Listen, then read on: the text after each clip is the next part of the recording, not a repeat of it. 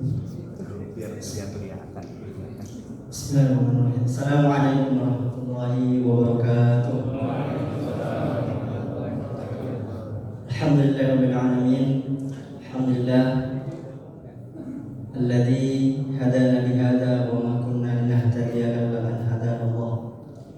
Laqad ja'at rusul rabbina bil haqq wa nudu an tilkumul jannah uristumuha bima kuntum ta'malun. Asyhadu an la ilaha illallah wa asyhadu anna Muhammadar Rasulullah. Allahumma shalli wa sallim ala sayyidina Muhammadin wa ala alihi wa ashabihi ajma'in, amma ba'd. Bapak Ibu sekalian jamaah tarawih Masjid Baitur Rahim, sebelum saya melanjutkan, saya mohon izin kepada para orang tua kami, para guru-guru kami yang hadir, para tokoh masyarakat, izin untuk melaksanakan tugas diamanahkan malam ini untuk memberikan kultum untuk kita bersama, terutama bagi diri yang sedang berbicara atau menyampaikan.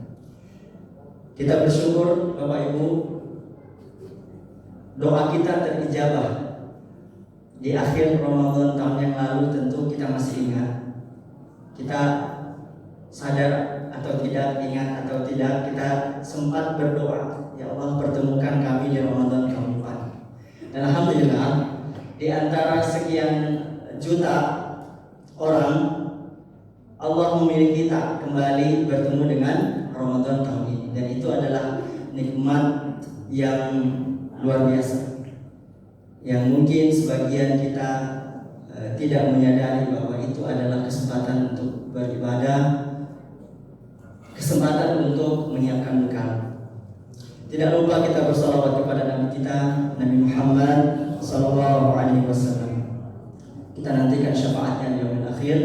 Semoga kita semua nanti bisa berkumpul dan bisa bertemu dengan Rasulullah di surga Jannatul Na'im. Amin ya rabbal alamin.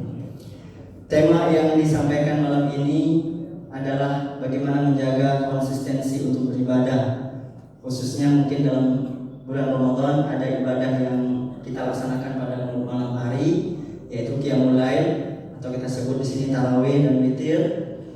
Bagaimana cara kita menjaga konsistensinya? Bapak Ibu sekalian, jamaah Baitur Rahim, kita tentu sudah tahu ya teorinya. Dari Ramadan ke Ramadan yang kita diingatkan bahwa salah satu cara untuk menjaga konsistensi itu adalah menjaga niatnya. Ya, niat yang lurus, niat yang ikhlas karena Allah, itulah yang bisa membuat kita konsisten atau istiqomah bahasa agamanya. Istiqomah untuk terus beribadah. Tidak hanya itu, ada yang keduanya itu dengan ilmu. Maka kita dianjurkan untuk mencari ilmu. Untuk apa? Agar dengan ilmu itu yang kita peroleh itu kita termotivasi, kita jadi tahu fadilahnya apa. Kalau saya berbuat ini, apa manfaatnya? Apa yang dijanjikan Allah? Orang yang tak punya ilmu, dia mungkin ibadahnya ikut-ikutan aja. Orang pergi ke sono, dia ke sono, dia ke sini, orang ke sini, dia ke sini gitu. Tapi kalau kita punya ilmu, misalnya Nabi sallallahu alaihi wasallam menyampaikan, "Man qama Ramadhana", siapa yang berdiri, para ulama menyampaikan siapa yang melaksanakan qiyamul lail pada bulan Ramadan, imanan wa ihtisaban, dengan penuh keimanan dan penuh pengharapan pahala, ghufira lahu ma taqaddama min dhanbi, diampuni dosa-dosa yang telah berlalu pada dirinya. Jadi dengan ilmu kita jadi termotivasi Bapak Ibu. Kita jadi tahu, oh saya melakukan ini agar mengharapkan ini. Dan yang terakhir, sebenarnya ini yang agak panjang. Yang terakhir ini, ada orang yang lupa bahwa ada ternyata satu hal yang kadang tidak terlalu diperhatikan, yang membuat orang bisa konsisten untuk terus beribadah. Makanya kadang-kadang kita melihat ada orang yang betapa solehnya orang itu, betapa dimudahkannya orang itu beribadah, betapa mudahnya dia menghafal Quran, betapa mudahnya dia melaksanakan amal-amal soleh. Ternyata Bapak Ibu, ada satu kunci yang kadang umat kita hari ini sudah mulai lupa. Apa itu? Yaitu menjaga bahan bakar, menjaga asupan. Apa yang masuk ke tubuh kita? Karena sesungguhnya tubuh yang tumbuh dari harta yang haram itu sudah ada sahamnya untuk masuk neraka. Bagaimana mungkin dia bisa beribadah, dimudahkan untuk beribadah, karena dia sudah punya kafling di sana. Maka dari itu Bapak Ibu, kita harus hati-hati menjaga. Nah, para ulama mengatakan bahwa minimal ada dua yang harus kita perhatikan. Yang pertama, kehalalan dari sumber cara mendapatkannya. Bagaimana cara memperoleh apa yang kita makan itu?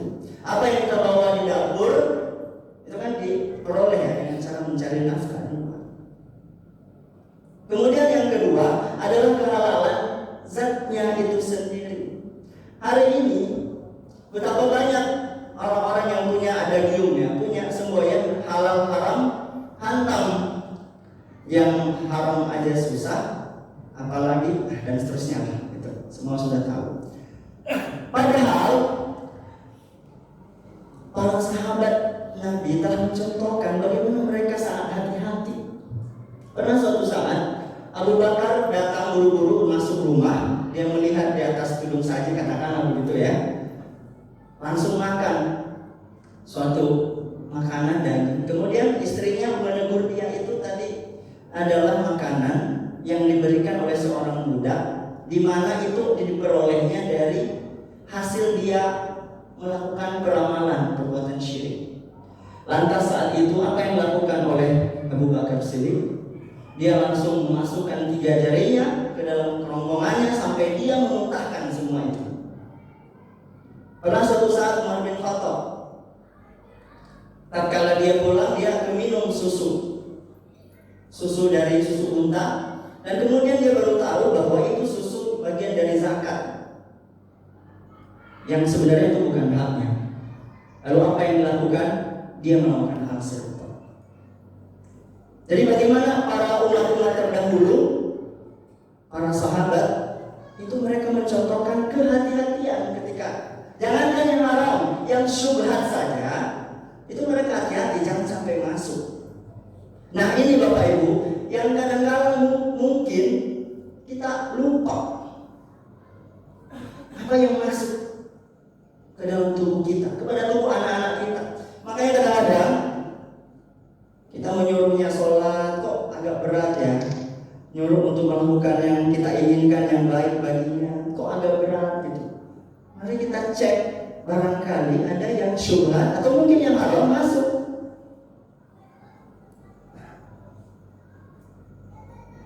Suatu waktu Rasulullah SAW menceritakan seorang lelaki yang melakukan perjalanan panjang. Ya, perjalanan panjang berarti disebutkan musafir ya, disebut musafir.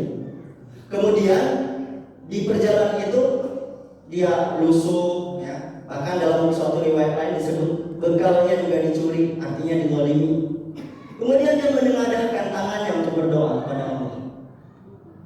Lalu kata Nabi, fa'anna yustajabu lah.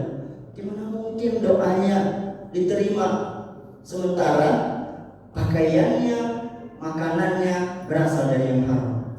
Jadi jelas, walaupun kita telah memiliki prasyarat terkabulnya doa yang disebut dengan mustajabnya doa, melakukan perjalanan sebagai musafir. Dalam suatu riwayat disebut dia dizalimi, dia juga berpuasa kala itu. Kemudian dia menengadahkan tangannya ke langit. Secara teori itu adalah orang-orang yang diterima doanya oleh Allah, tapi ternyata tidak. Karena apa? Karena ternyata ada yang haram dia konsumsi, dia gunakan. Jadi Bapak Ibu sekalian, jemaah tarawih Masjid Baitur Rahim, sebagai kesimpulan dari apa yang ingin kita sampaikan pada malam hari ini, sebagai pengingat diri dan juga kita semua, salah satu cara kita untuk menjadikan kita konsisten beribadah, istiqomah, maka kita harus menjaga apa yang menjadi asupan kita, apa yang menjadi bahan bakar. Memang hari ini yang syubhat itu sudah banyak di mana-mana. Yang samar-samar itu statusnya itu banyak. Belum lagi makanan kekinian hari ini yang menipu, menjadi bagian dari bentuk merusak generasi. Pernah Imam Syafi'i ditanya, apakah aku diampuni wahai imam kalau misalnya aku termakan yang gak sengaja dan tidak diketahui statusnya? Ya, kamu diampuni insya Allah. Tapi ingat, daging dan darah yang tumbuh dari yang haram itu meluruhnya itu lama, dan itu yang kita khawatirkan. Itulah yang membuat doa Anda akan terhinjau. Alhamdulillah. Demikian mungkin yang bisa saya sampaikan. Mudah-mudahan ini bermanfaat. Wallahu muwaffiq ila aqwamit thoriq. Assalamualaikum warahmatullahi